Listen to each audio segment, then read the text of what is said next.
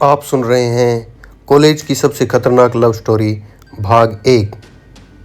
अगर मैं मर जाऊं तो मेरा नाम किसी से मत लेना, वरना तुम भी मारे जाओगे। मैंने ज़िंदगी में बहुत से अजीब लोग देखे हैं, लेकिन उस लड़की जैसा कोई नहीं देखा। उस रात बारिश हो रही थी। मैं रेलवे स्टेशन के बाहर खड़ा था, जहां सिर्फ चाय की दुकानें बची थी और कुछ भूले बिसरे मुसाफिर। मेरी ट्रेन 3 घंटे लेट थी। मैंने भीगते हुए एक कप चाय ली और एक पुरानी लकड़ी की बेंच पर बैठ गया।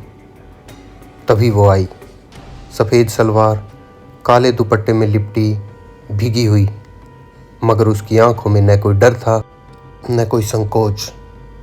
वो चुपचाप मेरे पास आकर बैठ गई। मैंने अनदेखा किया, लेकिन उसकी आंखें मुझे घूर रही थी। मैंने पूछा, कोई परेशानी है?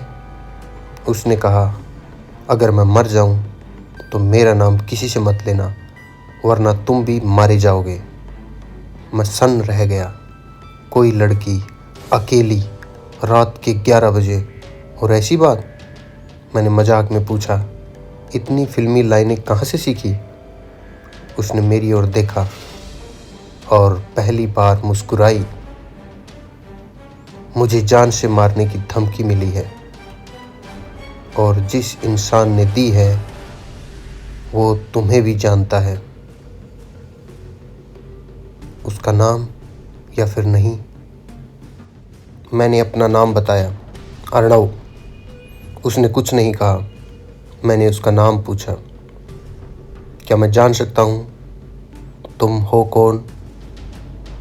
उसने कहा, मुझे कोई नाम नहीं चाहिए। अगर तुमने मेरा नाम लिया, कहानी वहीं ख़त्म हो जाएगी।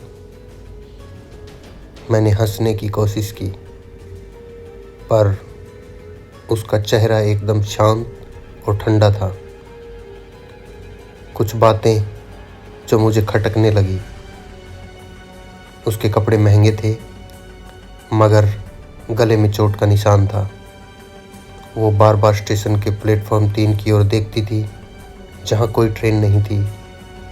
उसने एक बार भी अपने फ़ोन को नहीं निकाला, जबकि आजकल लोग मोबाइल के बिना 5 मिनट भी नहीं रह सकते। मैंने पूछा, तुम कहीं जा रही हो? उसने कहा, नहीं, कोई मुझे ढूंढने आए उससे पहले मुझे यहाँ से गायब होना है। उसने अपनी पर्स से एक पुरानी तस्वीर निकाली। ये वो इंसान है जिससे मैंने प्यार किया था। अगर कभी मिले तो बस इतना कहना, मैं अब भी जिंदा हूँ। मैंने तस्वीर देखी। एक लड़का था, चेहरा जाना पहचाना लग रहा था। मैंने ध्यान से देखा, वो मैं ही था। मैं सन्न रह गया। ये क्या मजाक है? मैंने गुस्से से पूछा। वो मुस्कुराई और बोली, कभी कभी वक्त खुद को दोहराता है ताकि कुछ अधूरी कहानियाँ पूरी हो सके। अगले ही पल वो गायब थी। मैं उठा, इधर उधर देखा। स्टेशन खाली था। वो लड़की अचानक कहीं नहीं थी। कोई ऑटो, कोई गाड़ी, कोई ट्रेन नहीं थी। वो चली गई। बस उसकी वही तस्वीर मेरे हाथ में थी, और उस पर लिखा था, तुम्हें सब याद आ जाएगा जब सच सामने आएगा। बस मेरे नाम को मत दोहराना। स्टेशन से लौटने के बाद मैं पूरी रात नहीं सो पाया। कमरे की लाइट्स बुझा दी थी, लेकिन तस्वीर की चमक आंखों से जाती ही नहीं थी। वही तस्वीर जिसमें मैं खुद था, पर मुझे इसका खिंचवाना याद ही नहीं था।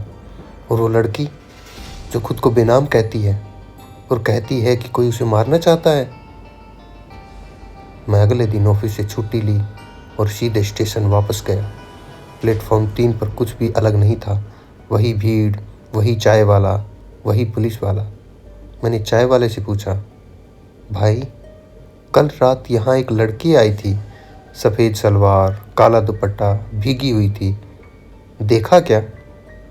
उसने थोड़ी देर सोचा, फिर बोला, नहीं साहब, कल रात तो यहाँ कोई नहीं आया। बारिश ज़रूर हुई थी, मगर आप अकेले ही बैठे थे उस बेंच पर। क्या? मैंने हैरानी से उसकी ओर देखा। अकेले? हाँ साहब, मैंने खुद देखा था। आप एक कप चाय लेकर बैठे थे, फिर अचानक उठे और स्टेशन के बाहर चले गए। क्या वो सब मेरा वहम था? मैं वापस लौटा, मगर दिल और दिमाग में कुछ ठहर नहीं रहा था। तस्वीर को गौर से देखा। पीछे कुछ लिखा था, बहुत हल्का, जैसे पेंसिल से लिखा गया हो। 209। नफरत वहीं से शुरू हुई थी। 209? कहीं यह कोई कमरा तो नहीं? मेरे दिमाग में तुरंत कॉलेज का हॉस्टल फ्लैश हुआ, जहां मेरा कमरा 208 था और 209 में एक लड़की रहती थी। अब यादें लौटने लगी थी। 209 नंबर रूम में श्रुति नाम की एक लड़की रहती थी। शांत, सौम्य, थोड़ी अजीब सी, लेकिन उसकी आंखें हमेशा कुछ कहती थी। वो मुझसे कभी कुछ नहीं कहती थी, लेकिन जब भी मैं सामने से गुजरता, उसकी नज़रें टिक जाती।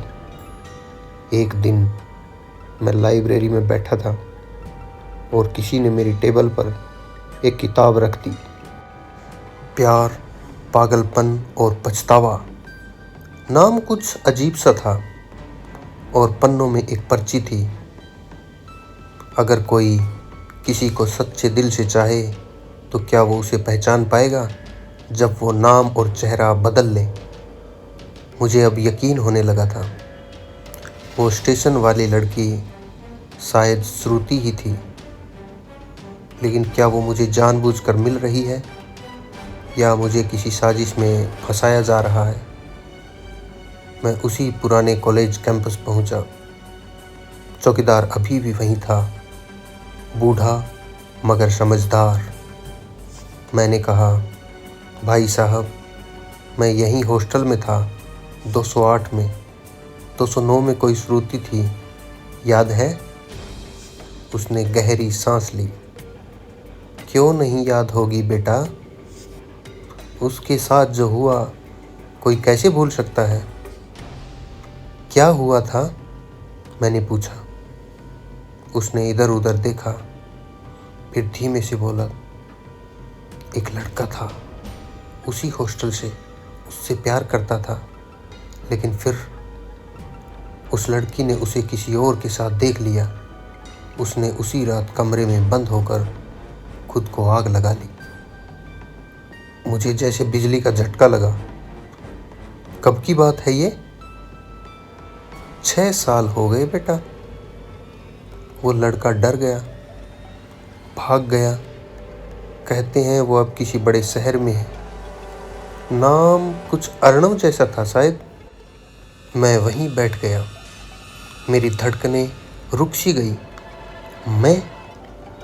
वो लड़का मैं? रहस्य और गहराता गया। लेकिन रुकिए, श्रुति तो मर चुकी थी ना? तो स्टेशन वाली लड़की कौन थी? क्या वो उसका हमशक्ल थी या कुछ और? उसी रात मेरे फ़ोन पर एक प्राइवेट नंबर से कॉल आया। तुम अब सच के बहुत करीब हो अर्णव। आवाज़ उसी लड़की की थी। तुम्हें अपने किए की सज़ा मिलनी ही चाहिए, पर मैं चाहती हूँ कि तुम खुद अपने गुनाह को पहचानो। तुम कौन हो? मैं वही हूँ जिसे तुमने मरा हुआ समझा, लेकिन मैं जिंदा हूँ और अब तुमसे आखिरी मिलना बाकी है। फ़ोन कट गया। जो जिंदा है वो कौन है और जो मर गई वो कौन थी? अगले भाग में जानिए पूरी कहानी। अगला भाग देखने के लिए हमें सब्सक्राइब करिए, हमारे इस वीडियो को लाइक करिए और कमेंट करके बताएं कहानी कैसी लगी। धन्यवाद।